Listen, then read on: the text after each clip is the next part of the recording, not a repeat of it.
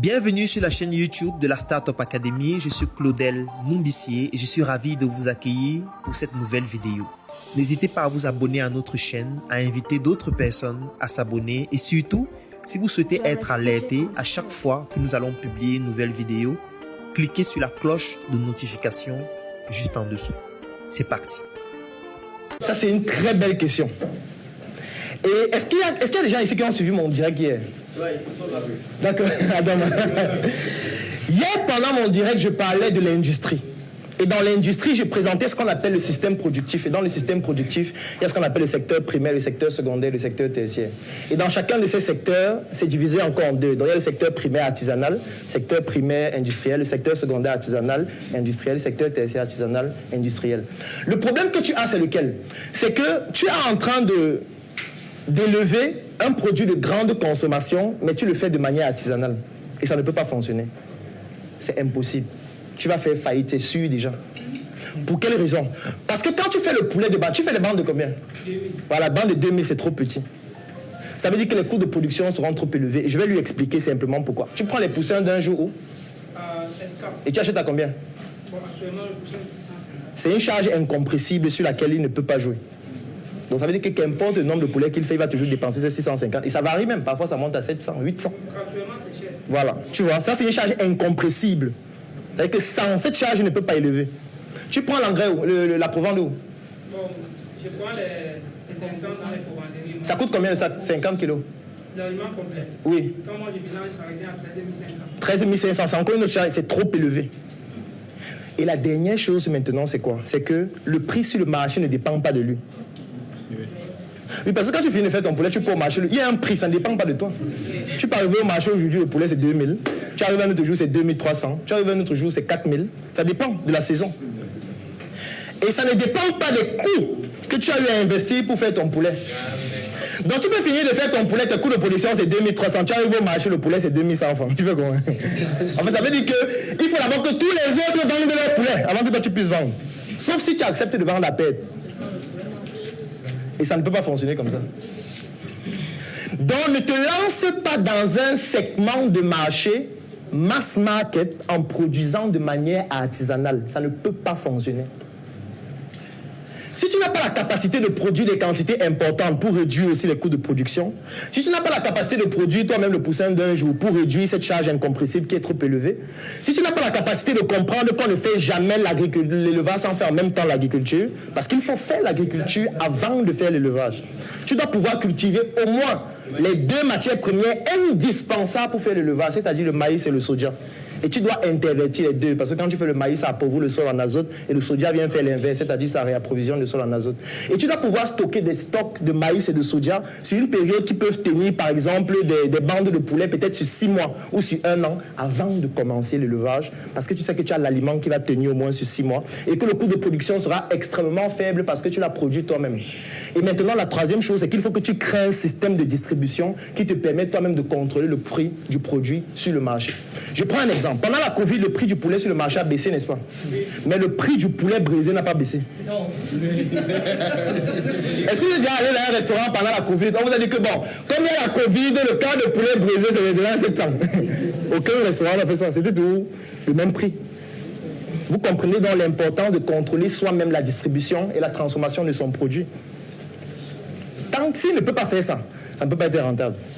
Ou alors il peut procéder autrement. Il peut se dire, je ne veux pas faire le poulet pour tout le monde, parce que je ne pourrais pas avoir un prix compétitif. Je vais faire le poulet pour une catégorie de clients qui veulent acheter des poulets qui ont 5 kilos, 6 kilos, 7 kilos, qui ne sont pas nombreux. C'est des gens qui peuvent acheter le poulet à 6 000, 7 000. Ils n'ont pas de problème. Parce que c'est ce type de poulet qu'eux, ils recherchent. Et directement, toi, tu ne vas plus acheter les poussins d'un jour. Tu vas aller voir un éleveur qui a déjà élevé les poulets et tu vas prendre ces poulets-là. Tu vas juste les maturer davantage pour que ces poulets aient 6 kilos, 7 kilos. Et tu ne vas pas aller vendre au marché comme tous les autres.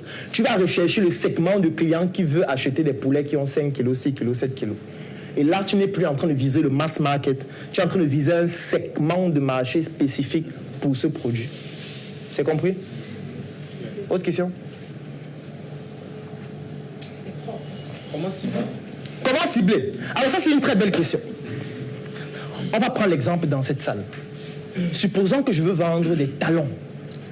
Je décide de me lancer dans le marché de la chaussure et je veux vendre les talons. Ce qu'il faut savoir, c'est que le ciblage, en fait, c'est la deuxième étape d'un processus qui permet d'identifier les segments de marché. Et ce processus, on appelle ça la méthodologie SCP. Donc, c'est-à-dire, il y a la segmentation, il y a le ciblage et il y a le positionnement. Segmenter, ça signifie que je viens dans cette salle et je veux vendre les talons. Je me dis, OK, les personnes qui peuvent facilement acheter les talons, ce sont les femmes. Donc, je vais diviser la salle en deux. Je mets les hommes d'un côté, les femmes d'un autre. Ça, c'est une première segmentation qui est basée sur le sexe. Ensuite, je peux segmenter en me basant sur l'âge. En fonction des talons que je vends, je sais quelle est la catégorie et les tranches d'âge des femmes qui peuvent acheter. De même, les femmes, je vais encore segmenter en utilisant l'âge comme élément de segmentation.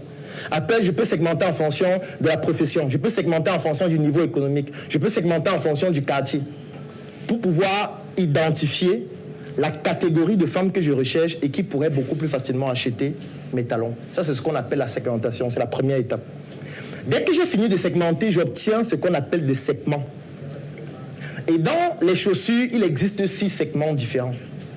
Parce que quand on vend des chaussures, il y a les chaussures bon marché, il y a les chaussures de luxe. Dans les chaussures bon marché, il y a les chaussures pour les hommes, les chaussures pour les femmes, les chaussures pour les enfants. Dans les chaussures de luxe, il y a les chaussures pour les hommes, les chaussures pour les femmes et les chaussures pour les enfants. Ça fait 6 segments de marché. Et moi, si je veux vendre des chaussures, je ne vais pas vendre pour les 6 segments à la fois. C'est stupide, ça ne peut pas fonctionner. Et c'est ce que je vois souvent sur Facebook. Vous allez voir quelqu'un qui crée sa part, elle dit qu'il vend les chaussures.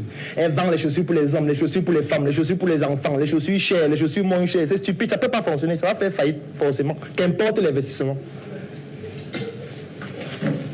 Il faut choisir un segment au début. Moi, je peux décider de choisir le segment bon marché femme. Et dans le segment bon marché femme, je décide de choisir les talons. Qu'est-ce que ça signifie? Ça signifie que quand je vais segmenter, il faut que j'identifie le segment qui correspond au bon marché femme. Et l'un des critères phares dans ce segment, ce sera le prix de la chaussure. Parce que quand tu vas rencontrer une femme, elle va poser la question, ça coûte combien? Si tu lui dis que mes talons coûtent 25 000, elle va te dire, mon frère, ma soeur, je pense que je ne vais donc jamais porter des talons dans ma vie. Parce que c'est un prix qui ne correspond pas à ce segment. Si on fait maintenant l'inverse, vous avez plutôt choisi le segment luxe femme. Donc vous avez des talons qui coûtent 50 000, 60 000. Non, ça c'est le même exemple. Vous partez rencontrer le segment bon marché femme, elles ne peuvent pas acheter.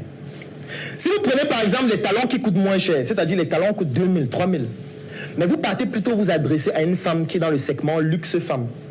Elle va poser la question, les talons c'est combien? Vous dites 5 000. Elle va demander, est-ce que vous avez une carte de visite? Vous allez dire oui. Elle va dire, donnez-moi votre carte. Vous allez donner, ok, je vais vous contacter quand j'aurai besoin. Vous allez partir, elle va déchirer votre carte. Pourquoi? Parce que vous êtes en train de lui proposer un produit qui ne correspond pas à son segment. Et l'élément qui lui permet de savoir que ça ne correspond pas à son segment, c'est le prix. Dès que vous dites que les talons coûtent 2 000, elle réfléchit directement que vraiment... les trucs qu'on a fabriqués à Boudala. C'est ça qu'elle vend.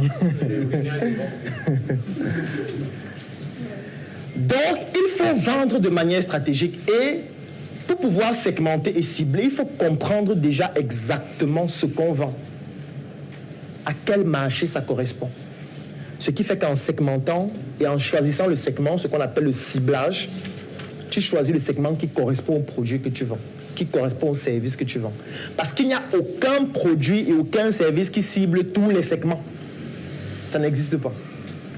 C'est pour ça que si vous vendez un produit ou un service et que tout le temps les gens ne font que vous dire que c'est cher, c'est cher, c'est cher, c'est que vous n'êtes pas en train de vous adresser au bon segment. Si tout le temps on vous dit que c'est cher, c'est que vous n'êtes pas en train de vous adresser au bon segment. Vous êtes en train de proposer un produit qui ne correspond pas au segment auquel vous êtes en train de vous adresser. Parce que moi, si tu viens me montrer, par exemple, je prends un MacBook Pro 2016, 2020, 16 pouces, et tu me dis que voilà, je vends le MacBook là, et je vends ça à 2 500 000. Je vais te dire, oh, regarde, baisse quand même le prix. Alors que si tu postes ça sur Facebook, tu mets 2 500 000. Un terrain, mon frère. L'argent pour construire ma maison. Vous voyez la différence de réaction. Parce que moi, je connais le produit. Je connais ce que ça vaut. Je sais que bon, on peut quand même négocier pour qu'il diminue peut-être 300 000 ou 400 000 pour que je puisse avoir ça même à 1 900 000 ou à 2 millions.